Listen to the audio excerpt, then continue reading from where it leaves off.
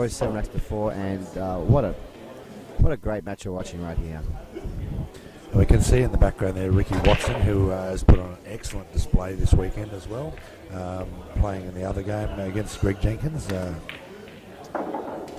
the score, Ricky taking care of a lot of fine players on the way through to the finals. They both start at the same time. Both semi-finals start at the same time, and we're looking at a scoreline of 7-4 here. The other table, the scoreline is 3-1. So they've played 11 racks on this table, and they've only played 4 on the other table. That's how fast these guys are going. But yeah, Ricky Watson.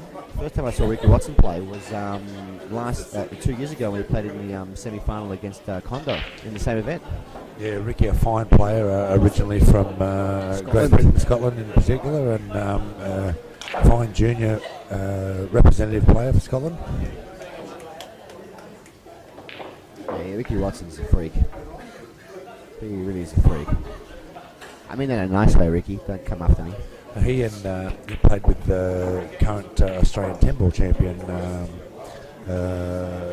Justin Campbell this weekend, and they unfortunately played very well as a team, but didn't get through as far as they could. And I think Ricky accounting for Justin yesterday in the round robins as well. They played very well in the round robins. They were in my group. And Ricky Watson brought a lot of experience to the table when they were playing. He did. And he's going to keep his head up here. He's just giving the ball and hand away. Could be missing the line. But he's thinking now in his mind, is it easier to run the balls or play this 1-9 combo? Luke Hoff, take notes. It's better to run the balls than play a silly 1-9 combo. That's it. We're not big professors of the gay out here at Keyball TV. Did you just say gay out on film? I did say gay out on film. That's the way we call it here. We call it as we see it. Well, Luke calls them natural angles. We call them gay outs.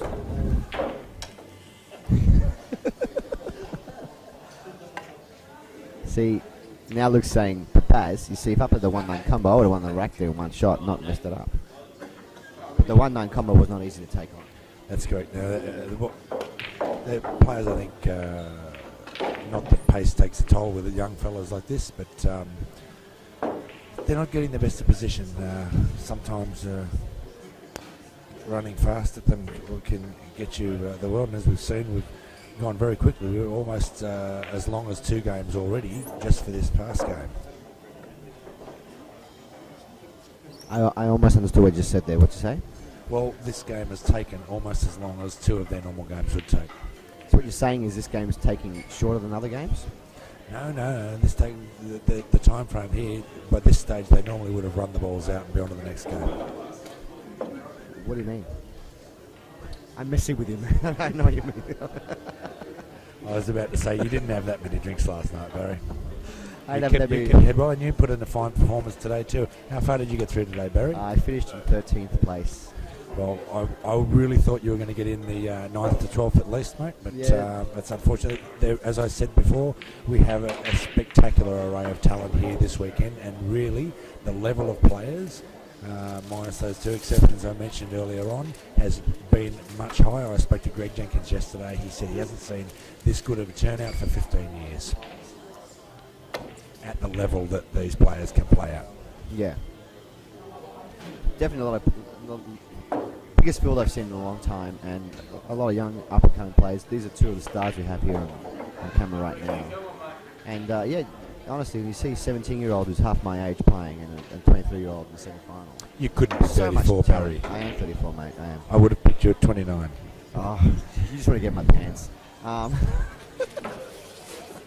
No, but seriously though, that young players and a lot of talent, man. Like I've seen so many young kids coming this weekend, and not just younger ones, but also mid-25s, mid-20s, just good players. And Adelaide's full of good players. They've got so many pool rooms here where they're playing, they're practicing, they've got leagues happening, and there's just, if we... I think 2-shot is a very good grounding for beginning to play these here, because the guys get to the opportunity to aim at a ping pong ball. It makes it a little bit easier to aim at this, but a lot of them don't realise the difficulty that these are not as forgiving, these tables, and if you're a little bit off with your bottom or side with the larger balls, it can really make a difference to the direction that not only the cue ball takes, but the object ball as well.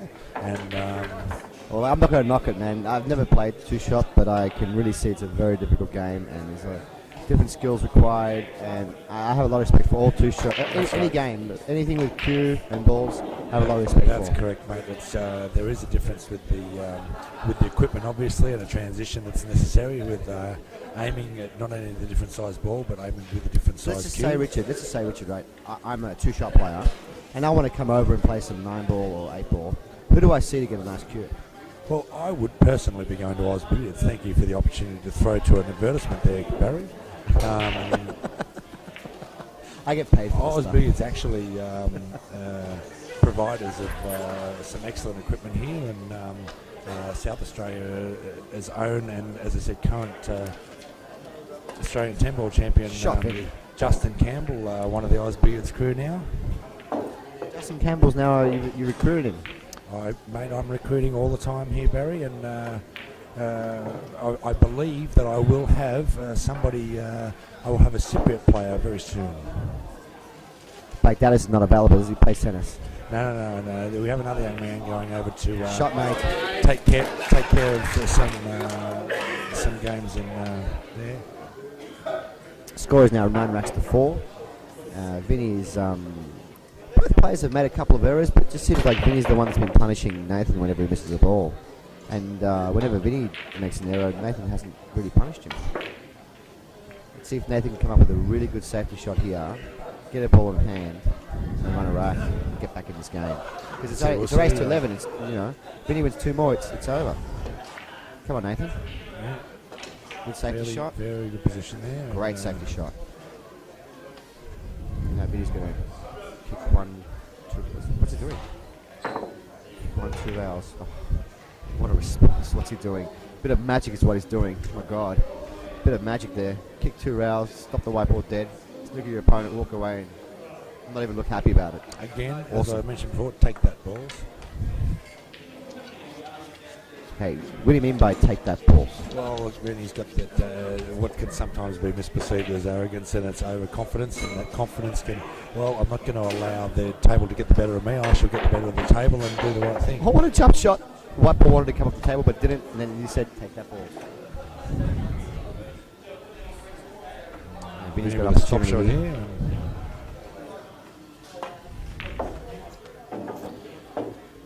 He doesn't need much opportunity He's to going to come up on this one, so he got the 3 into the corner again.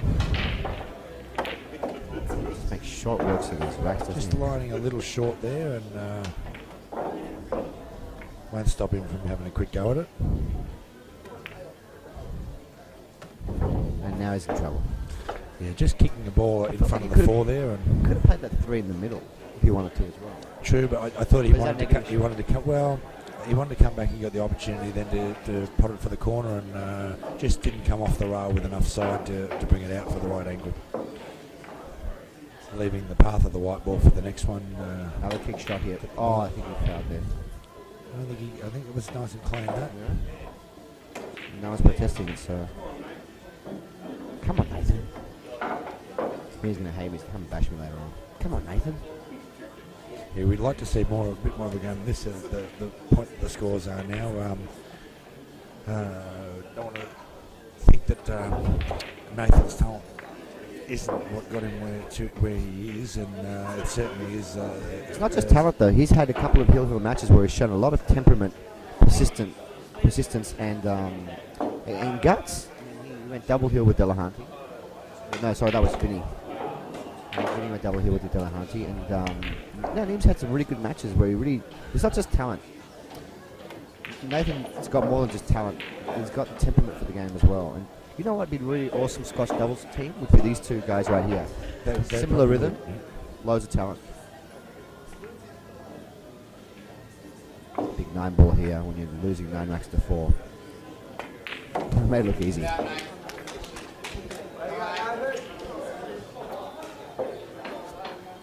Five racks to 9 in favour of Vinnie Calabrese.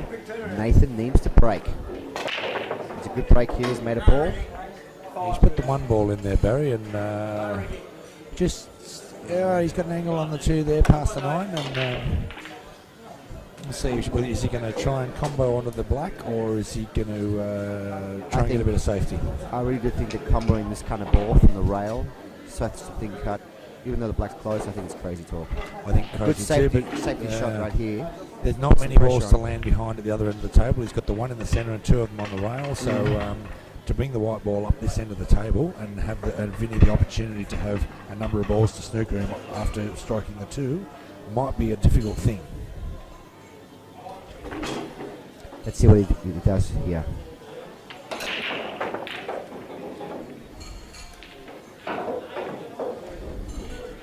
Not too sure what he's trying to do there.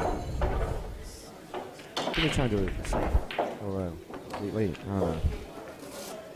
Vinnie now's got a nice chance to run another rack of balls. Easy little 2-8 combo. Sit short for the 2 and run the 3 back along the rail. The 4 up this end and 5 in the centre of the table. So.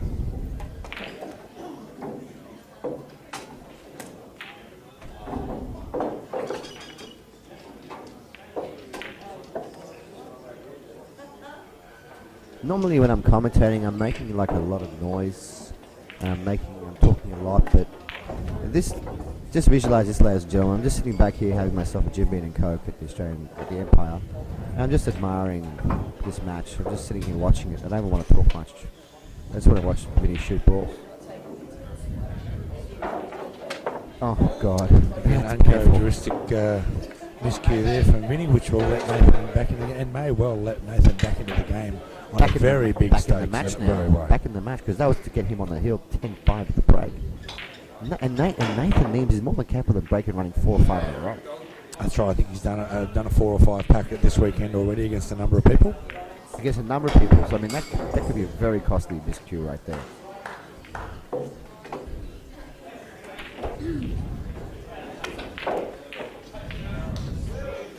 As you can see, taking not a lot of time there, knowing that he's confident in his own ability, and I don't think lack of disrespect for Vinnie, just confidence in, as I said, his own ability. Raising your, no matter how talented you are, though, raising your cue like that when you're on the rail. Just showing the young ladies the abs there. And I showed my one pack off earlier. Your one pack's a little lower down though, I think, Barry, than the yeah, this is Vinnie pots this 9 ball, which I'm sure he will. Yeah, put him on the hill and it's put him a bit of a stumper for anybody, let alone a young 17-year-old, and in his first semi for an Australian. Yeah, but that's right though. It is his first time in the semi-final of Australian 9 ball. I'm sure Princess is saying that because he's close to Vinnie, but and I know he's. I'm not that close to Vinnie. I'm closer to you. No, not you, mate. Princess Hoff. Call you Princess in front of people. No, Princess Hoff, mate. Not Princess Mavros. Damn it.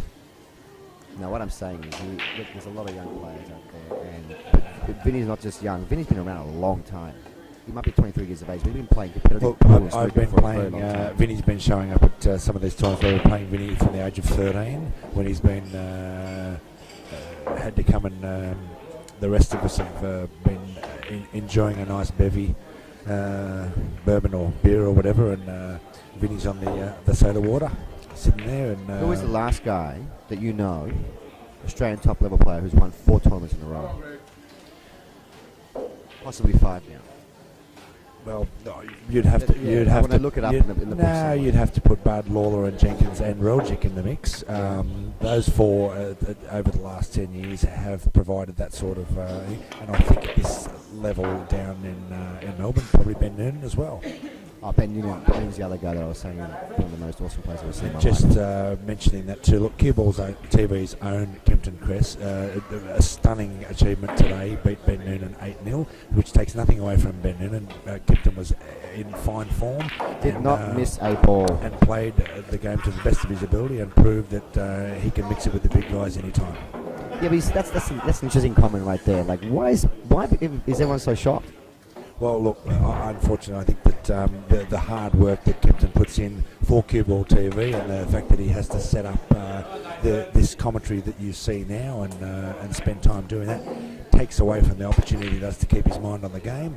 But it's a game that he loves, and he's going to continue to do the right thing by the players by providing them with the footage. Kept it along with his cousin Dan Lynch from Melbourne, who in his own right is a fine player.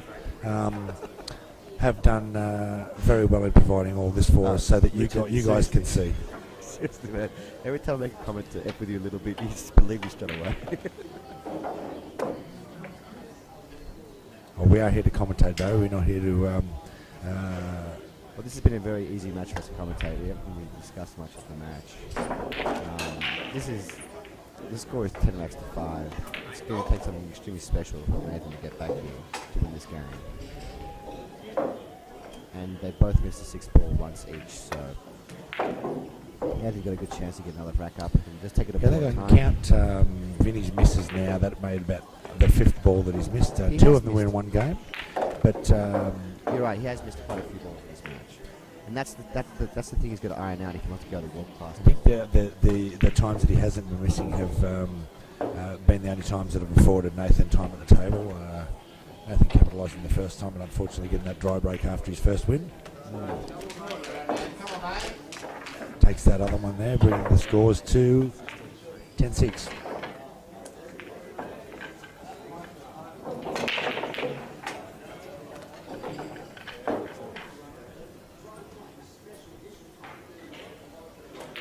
Racks to 6. Yeah, nice big break from Nathan there, sinking a ball and leaving himself open on the one.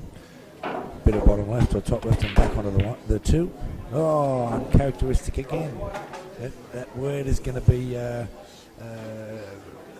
used a lot at the moment. These guys are more than capable of not missing these balls. Like I said, when you're playing the round robin, you're pretty much guaranteed to top your group. They're both through. It's easy to run racks after racks, but when you're playing in the semi-finals, there's a lot of pressure. Vinnie looking to not let Nathan back at the table again and make sure that he's the one going through. Nathan's still got another bite though, going into another round. No, once you make the semi-finals, you lose your life. Vinnie's undefeated completely.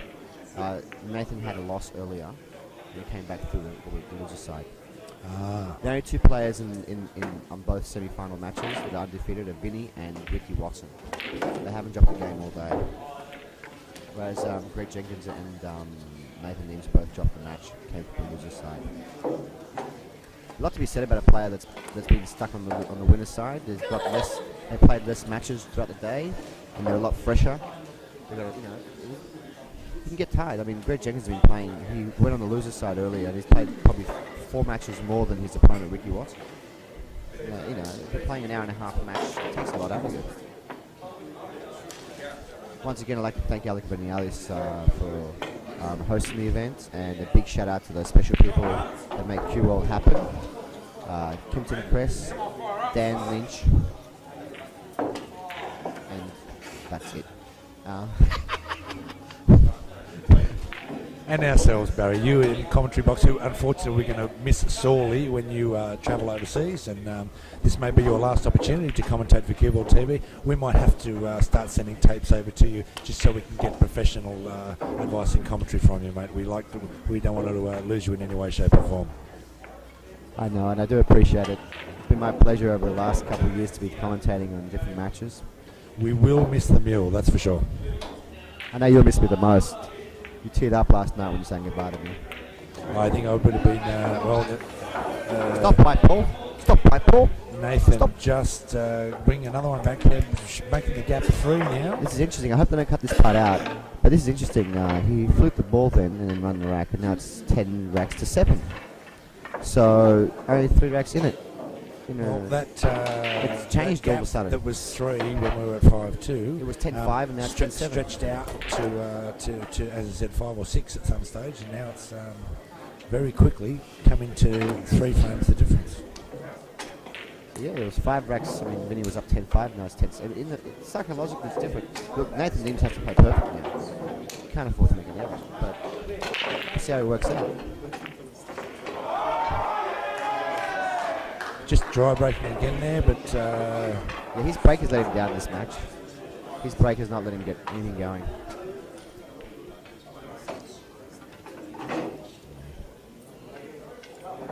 Vinnie's going to play a nice safety shot here.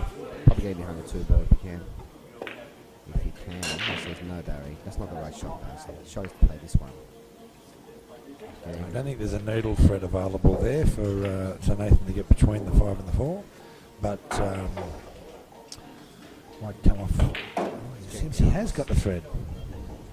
Cut it. That's going to go safe-ish. He knows what to do here. He's got a really good ball mind. He loves the game. You can tell from the way he speaks about it. He loves shots. He loves to. He'll watch 2 guys play who aren't of his caliber, and he'll just enjoy watching them shoot balls. He'll talk about it. Say, "Oh, you played a good shot there." And he just enjoys it. He likes it. I think at this point, Vinny, knowing that Nathan's been creeping slowly up the last 2 or 3 frames, and Got to pull his socks up here. because of mistakes that Vinny has made, this will be the true test of his character as to whether or not he allows another mistake to creep into his game.